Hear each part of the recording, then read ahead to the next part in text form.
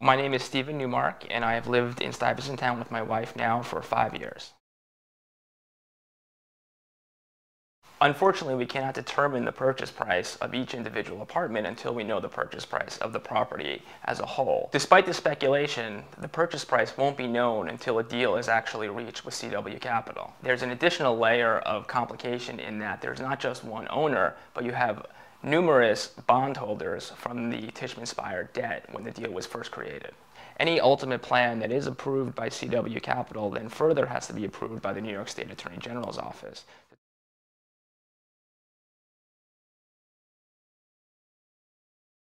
It's a multi-step process for a multi-family dwelling such as this one, and this is a unique multi-family dwelling to say the least.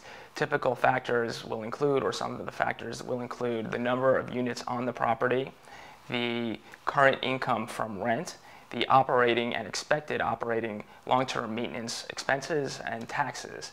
One of those factors, the current income, is still an unknown factor because of the 4,000 plus units that are part of the Roberts litigation.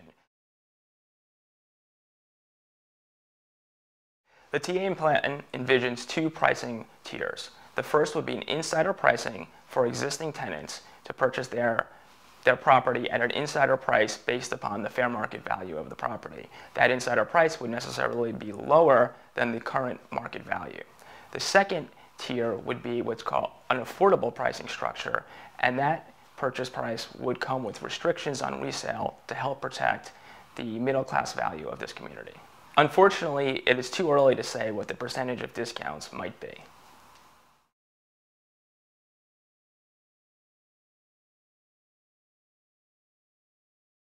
I'm a former market rate tenant myself and a member of the Roberts class, so I certainly have been keeping abreast of this specific issue.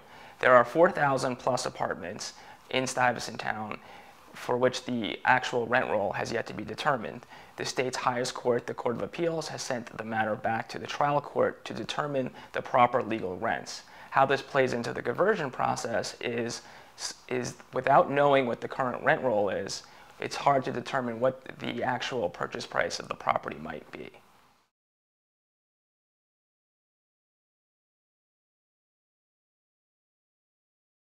As we understand it, settlement negotiations are ongoing.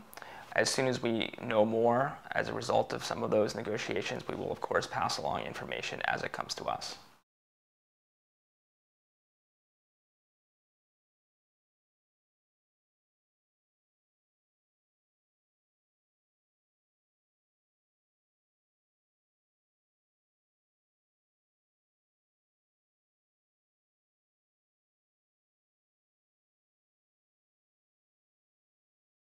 We are currently working to make this part of the plan.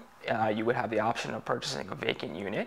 It would entail vacating your current unit and then making that yet another vacant unit. We very much would like to make this part of the plan, as it's been something that has been brought to our attention a lot from tenants in the neighborhood, and it's part of the feedback process that we've been receiving. The conversion process is likely to take between 18 and 24 months after approval of a deal by CW Capital. Once we have submitted a bid to CW Capital, we don't know the full time frame for CW Capital to accept that bid. But we believe the best way to get CW Capital to accept our bid and to accept it in a timely fashion is for the tenants to stand together, united as a community.